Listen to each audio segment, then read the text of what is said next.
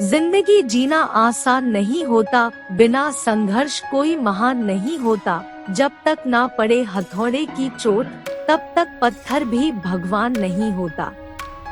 जो मुस्कुरा रहा है उसे दर्द ने पाला होगा, जो चल रहा है उसके पाँव में छाला होगा। बिना संघर्ष के इंसान चमक नहीं सकता, जो जलेगा उसी दिए में उजाला होगा। संघर्ष क्यों बचे संघर्ष से, संघर्ष ही तो जीवन की आत्मा है। जितना कठिन संघर्ष होगा उतनी ही शानदार जीत होगी। एक बार एक किसान भगवान से बहुत ही नाराज हो गया। किसान बहुत मेहनती था, बहुत मेहनत से वह खेतों में अनाज उगाता, उसकी देखभाल करता, पर अक्सर उसकी फसल खराब हो जाती।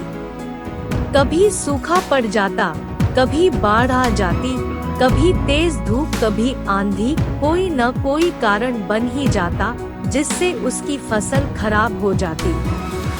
एक दिन वह किसान गुस्से में आसमान की ओर देखकर भगवान से कहता है, हे ईश्वर, आपको लोग सर्वज्ञता मानते हैं कि आप सब जानते हैं, कहते हैं कि आपके इच्छा के बिना एक भी पत्ता नहीं हिलता, पर मुझे तो लगता है कि आप छोटी सी छोटी बात भी नहीं जानते।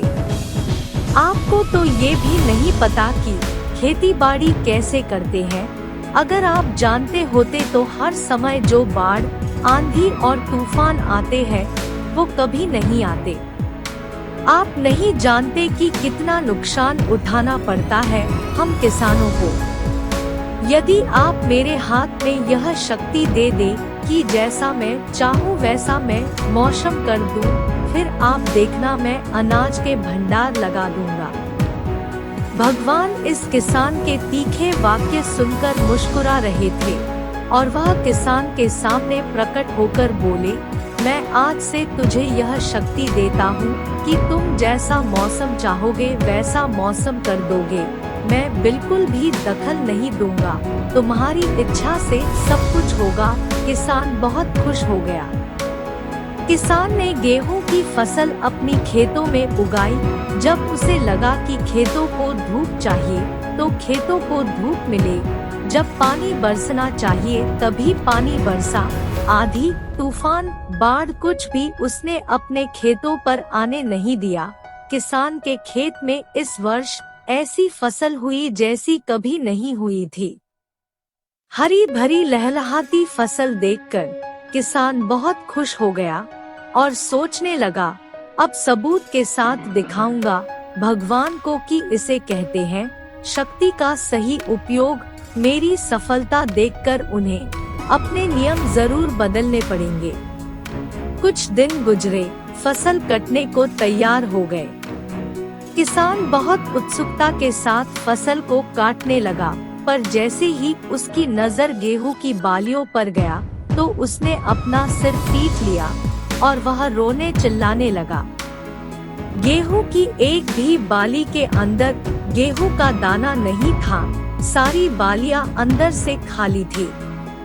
किसान बहुत दुखी हो गया।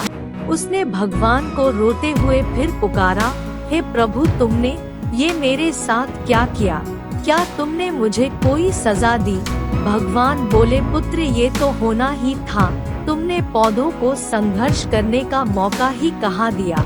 ना तो तुमने उन्हें आंधियों से जूझने दिया, ना तेज बारिश से सहने दिया और ना ही धूप में तपने दिया। एक भी चुनौती का सामना तुमने उन्हें नहीं करने दिया, इसीलिए सारे पौधे अंदर से खोखले रह गए। जब आंधी, तूफान, तेज बारिश और धूप पड़ती है तभी ये पौधे अपने अस्तित्व को बचाने के लिए संघर्ष करते हैं और इसी संघर्ष से एक बल पैदा होता है जिसमें शक्ति होती है, ऊर्जा होती है। और यही ऊर्जा पूर्ति तेरे गेहूं के दानों को नहीं मिली। तूने उन्हें कठिन परिस्थितियों से गुजरने ही नहीं दिया। इसमें एक भी गेहूं का दाना इसलिए नहीं है क्योंकि तुमने अपने पौधों को संघर्ष कराया ही नहीं। याद रखें, सोने में स्वर्णिम प्रभाव तभी आता है जब वह आग में तपने, गलने और हथौड़े से पीटने जैसे संघर्षों से गुजरता है। कोयले का टुकड़ा हीरा तभी बनता है जब वह उच्च दाब और उच्च ताप की मुश्किल परिस्थितियों से गुजरता है। इसी तरह यदि हमारी जिंदगी में कोई संघर्ष ही ना हो, कोई चुनौती ही ना हो, तो हम भी गेहूं की बालियों की तरह खोखले रह जाएंगे, हमारा कोई अस्तित्व नहीं होगा। विपरीत परिस्थितियाँ, चुनौतियाँ, समस्याएं हमें और अधिक निखारती है। यदि जीवन में कठिन परिस्थितियाँ और चुनौतियाँ आए तो घबराना मत, बल्कि सामना करना। विश्वास करना कि आप और अधिक निखर जाओगे और अधिक मजबूत बन जाओगे।